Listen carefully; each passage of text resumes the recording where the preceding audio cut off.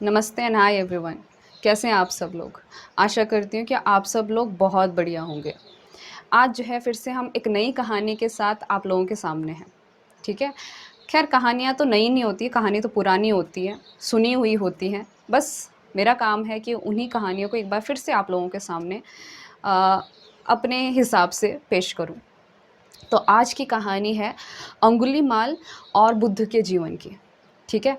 तो अंगुलीमाल एक ऐसा व्यक्ति था, व्यक्ति तो नहीं कह सकती, था वो, उसका स्वरूप तो इंसान जैसा था लेकिन अंदर से वो राक्षस, डाकू, जो कुछ भी कहा जाए वैसा था। तो पता नहीं उस इंसान के जीवन में ऐसी क्या फ्रस्ट्रेशन आई थी कि वो एक डाकू बन चुका था और उसका नाम था अंगुलीमाल। अब अंगुलीमाल का क्या मतलब है? जैसे कि इसका नाम ही इंडिकेट करता है कि ऐसा इंसान जिसने उंगलियों की माला पहनी हो। ठीक है? इसलिए उसका नाम अंगुलीमाल था।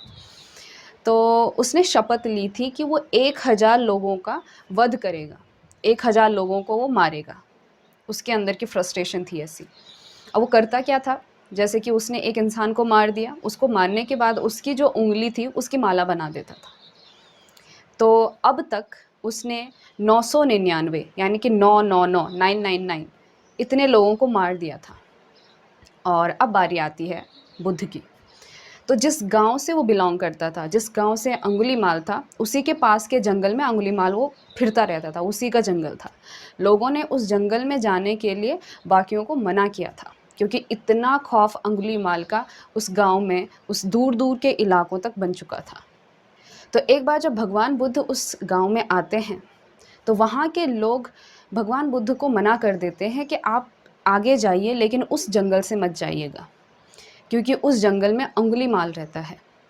उस अंगुलीमाल से मिलने के लिए उसकी माँ तक नहीं जा पाई क्योंकि उसकी माँ भी डरती थी कि कहीं यही मुझे मार के मेरी अंगुली अपनी माला में न चढ़ा दे। तो ऐसे जंगल में जाना खतरे से खाली नहीं है। तो बुद्ध ने कहा कि इससे पहले अगर आप मुझे जानकारी नहीं देते तो शायद मैं नहीं जाता, लेकिन अब मुझे जाना ही चाहिए। तो बुद्ध चलते हैं जंगल की ओर। बड़े ही तेजस्वी, बहुत ही तेज निकल रहे हैं उनके चेहरे से, बहुत ही मस्ती में जा रहे हैं, मानो जैसे उनको मालूम ही नहीं है कि इस जंगल में कोई इतना खतरनाक डाकू रहता है। तो अंगुलीमाल भी किसी दूर पेड़ पर बैठा हुआ देख रहा है कि आज कोई आ रहा है या नहीं आ रहा है, क्योंकि बहुत टाइम हो गया था, उसने देखा नहीं था कि लोग इस रास्ते से कोई आ रहे हैं। तो उसने बुद्ध को देखा।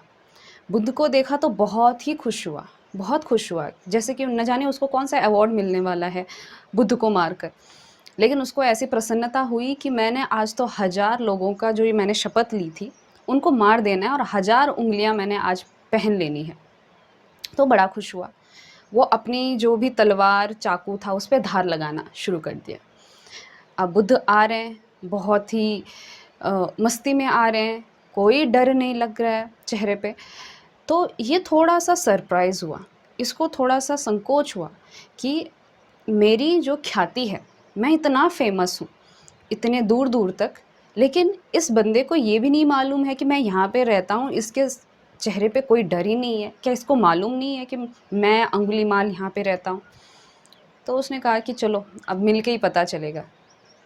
तो आते हैं, बुद्ध आते हैं और ये भी, डाकू भी सामने से आता है और दोनों आमने-सामने हैं।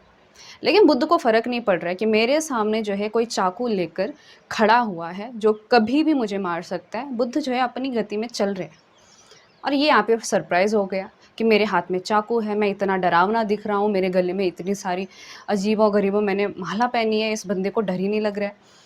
तो वो बुद्ध से कहता है कि कहाँ जा रहे हो? तो बुद्ध कहते हैं कि बहुत साल पहले ही मैं रुक चुका हूँ, मैं पहुँच चुका हूँ, मैं कहीं नहीं जा रहा हूँ। और उसको समझ नहीं आती क्या बोले जा रहा है। तो बुद्ध कहते हैं कि मैं तो पहुँच गया हूँ, लेकिन तुम कहाँ जा रहे हो? तुम कहाँ नहीं पहुँचे हो? और अंगुलीमाल को ये सारे जैसे कि टंग ट्विस्टर जैसे पज़ल जैसे लगने लगे कि ये कौन-सी भाषा बोल रहा है? मैं तो यहीं पे खड़ा हूँ और मुझे ये कह रहे हैं कि तुम तो जा रहे हो, और मैं, जबकि बुद्ध जा रहे हैं और ये कह रहे हैं कि मैं तो पहुँच चुका हूँ। इसका क्या मीनिंग है? जैसे हम कहते हैं ना कि मैथ्स के अंदर जब आपके बेसिक कॉन्सेप्ट क्लियर नहीं होते हैं, जब आपको नीचे स्तर का नहीं आता है, तो आप ऊँची स्तर की भाषा या फिर उस लेवल का ज्ञान नहीं समझ पाते हो। तो अंगुलीमाल के साथ भी यही हो रहा था, उसको ये भाषा समझ नहीं आ रही थी। तो अंगुलीमाल ने कहा कि मैं तुम्हें मारना चाहता हूँ, लेकिन मेरे अंदर क्वेश्चन आ रहे हैं, मुझे समझ नहीं आ रहा है कि मैंने अभी तक जितने भी लोगों को मारा है वो बहुत डरे हुए थे। उनको मारते मतलब मुझे मज़ा आता था क्योंकि वो डरे हुए थे, लेकिन तुम ऐसे बेखौफ मेरे सामने से जा रहे हो। तो बुद्ध ने कहा कि कोई बात नहीं, मुझे भी मार दो, मेरा गला काट के जो है अपनी माला में लगा देना, एक सुंदर सा पेंडेंट बन जाएगा तुम्हारा। तो अंगुलीमाल सरप्राइज कि इस बंदे को जो है मरने से भी डर नहीं लगता है, ये कैसा इंसान है। तो उसने कहा कि चलो मैं आपको मारूंगा, लेकिन उससे पहले मेरे क्वेश्चन का आंसर दीजिए कि आप इतने बेखौफ क्यों हैं, मुझे आपको मारने का मन क्यों नहीं कर रहा है। जब उसने अंगुलीमाल ने बुद्ध को देखा तो उनके अंदर पता नहीं क्या होने लग गया, अंगुलीमाल के अंदर पता नहीं ऐसा क्या होने लग गया, उसको समझ नहीं आया कि मैं इसको मारूं कि ना मारूं। तो बुद्ध ने कहा कि एक काम करो, ये जो डाली है ना, इसका एक तना काट दो। तो अंगुलीमाल ने बड़ा आसानी से काट दिया, बोले कि इसमें कौन सी बड़ी बात है, ये लो, मैं लोगों के गर्दनें काटता हूँ, लोगों को मारता हूँ, तो इसमें कौन सी बड़ी बात है। तो बुद्ध ने कहा कि ये तो तुमने काट लिया, अब एक काम करो, इसको वापस से जोड़ो। तो अंगुलीमाल जो है वो सरप्राइज़ हो गया कि मैं इसको वापस से कैसे जोड़ूँ। तो बुद्ध ने समझाया कि देखो, किसी चीज़ को काटना बड़ा आसान होता है, लेकिन जोड़ना बहुत मुश्किल होता है। तुम बहुत आसान सा काम कर रहे हो। तुमने अभी तक जो है, तुमने शपथ ली है कि तुम 1000 लोगों के उंगलियां काटोगे, उनको मारोगे, लेकिन तुम इतनों में से किसी एक इंसान को वापस जोड़ नहीं सकते, है ना। तो काटना बहुत आसान होता है, जोड़ना बहुत मुश्किल होता है। तो इस चीज़ से अंगुलीमाल को रियलाइज़ हुआ कि ये जो काम कर रहा था ये कुछ नहीं था, ये तो बेफालतू का काम था। उसको बस ऐਵੇਂ ही लगता था कि इससे लोग डरते हैं या फिर उसको ख्याति मिलती है। ये तो जो काम था ये तो बिल्कुल ही मीनिंगलेस था। तो वो वहीं पर अपने हथियार छोड़ देता है और बुद्ध की शरण में चला जाता है और बुद्ध का शिष्य बन जाता है। तो वो एक भिक्खु बन जाता है और फिर बुद्ध उससे कहते हैं कि जाओ, गांव में जाओ और भिक्षा मांगो।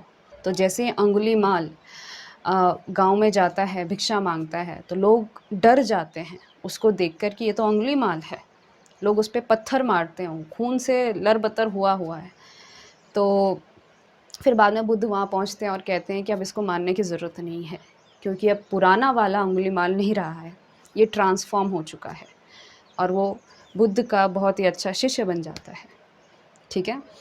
तो ये कहानी आप लोगों ने बहुतों के मुंह से सुनी होगी, आज मेरे मुंह से भी सुन ली, लेकिन मॉरल ऑफ द स्टोरी यानी कि इस कहानी से सीख क्या मिलती है। मैं हमेशा कहती हूँ कि हर कहानी से अलग अलग सीख मिल सकती है और ये डिपेंड करता है कि आप उस कहानी को कैसे देखते हो।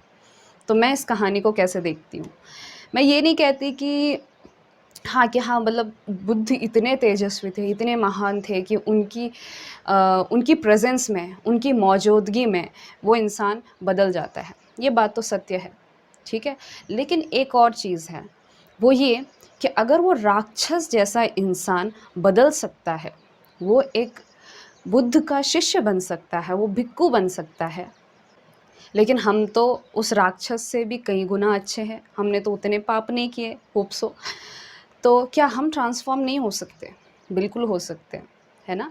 तो कहने का ये मतलब है कि इंसान चाहे जैसा भी हो, उसके अंदर बदलने की जो बीज होता है वो हमेशा मौजूद रहता है, यानी कि वो भी बदल सकता है, वो भी ट्रांसफॉर्म हो सकता है।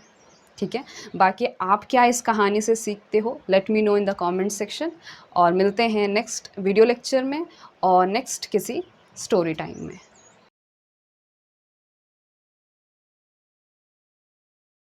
Thank you.